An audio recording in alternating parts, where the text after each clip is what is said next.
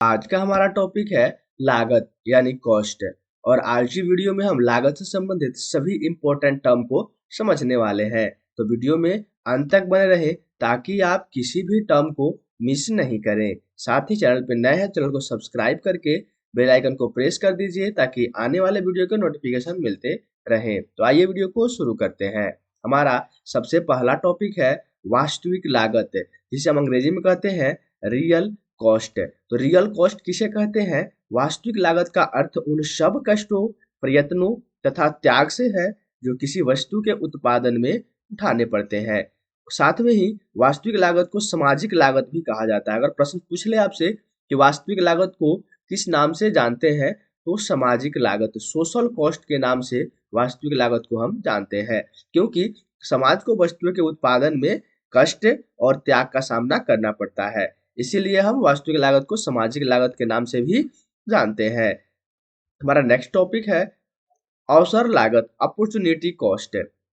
किसी वस्तु का अवसर लागत दूसरी वस्तु की वह कीमत है जिसका पहली वस्तु का उत्पादन करने के लिए त्याग करना पड़ता है। यानी अगर हम किसी ए वस्तु का उत्पादन कर रहे हैं 25 यूनिट और हमें किसी बी वस्तु के उत्पादन के लिए, अगर हम बी वस्तु का उत्पादन करते हैं 5 यूनिट, तो बी वस्तु के उत्पादन के लिए हम ए वस्तु की 5 यूनिट को छोड़ देंगे, क्योंकि हमारे पास साधन जो है सीमित है।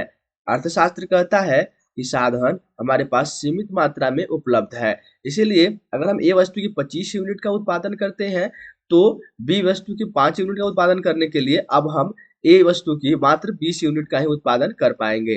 तो हमने जो बी वस्तु के 5 यूनिट के उत्पादन के लिए ए वस्तु का 5 यूनिट छोड़ा, उसे हम कहेंगे अवसर लागत यानी अपॉर्चुनिटी कॉस्ट। नेक्स्ट हमारा पॉइंट है स्पष्ट लागत, एक्सप्लिसिट कॉस्ट।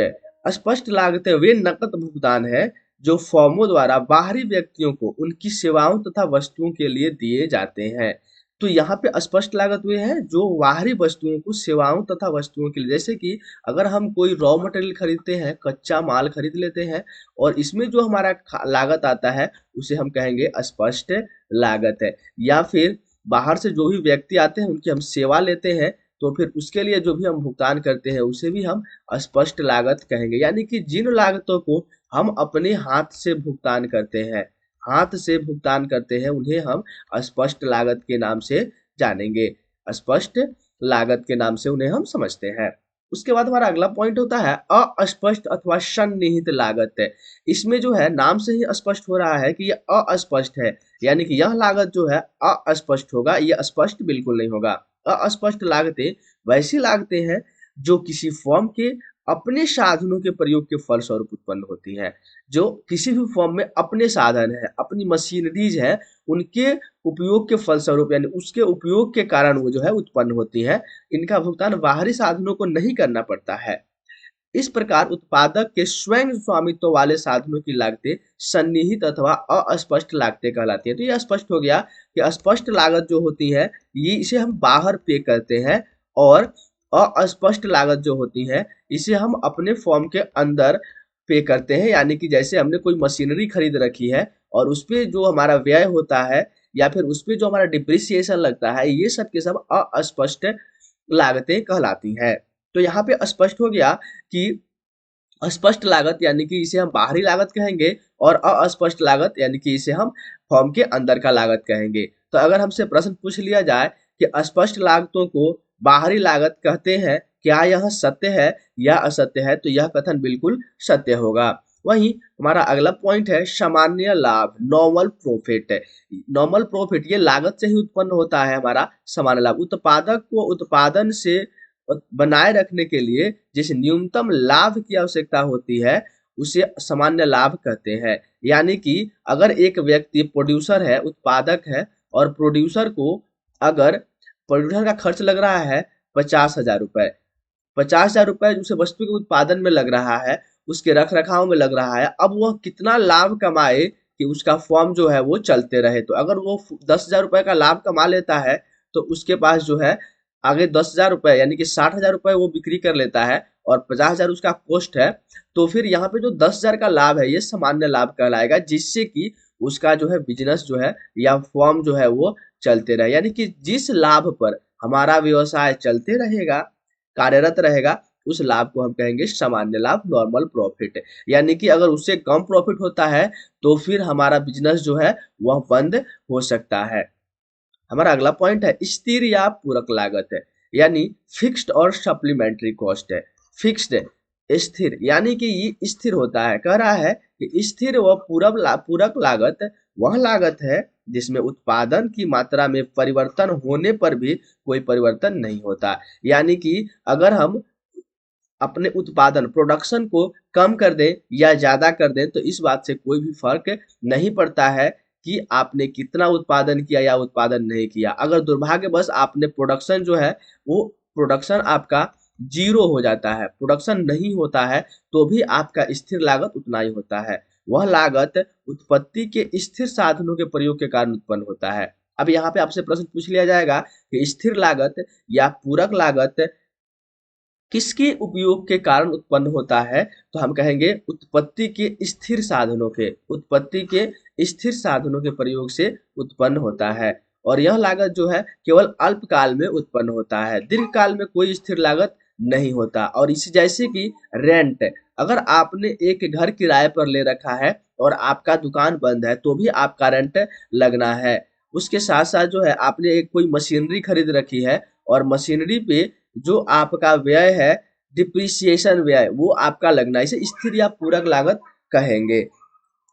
आगे देखेंगे हम परिवर्तनशील लागत, वेरिएबल कॉस्ट है। वेरिएबल यहाँ पे नाम से स्पष्ट हो रहा है, परिवर्तनशील, यानी इसे हम साधारण भाषा में कह सकते हैं कि वैसी लागत जो बदलते रहे, यानी बदलते लागत को हम कहेंगे परिवर्तनशील लागत। तो परिवर्तनशील लागत वह लागत है जो उत्पादन की मात्रा में परिवर्तन होने पर परिवर्तित होती है। यह लागत उत्पत्ति के परिवर्तनशील लागत के प्रयोग के कारण उत्पन्न होती है। जैसे अगर हम प्रोडक्शन करते हैं किसी ए वस्तु का 5000 यूनिट, 5000 यूनिट हमने बनाया तो हमारा खर्च लगा 10,000 रुपए।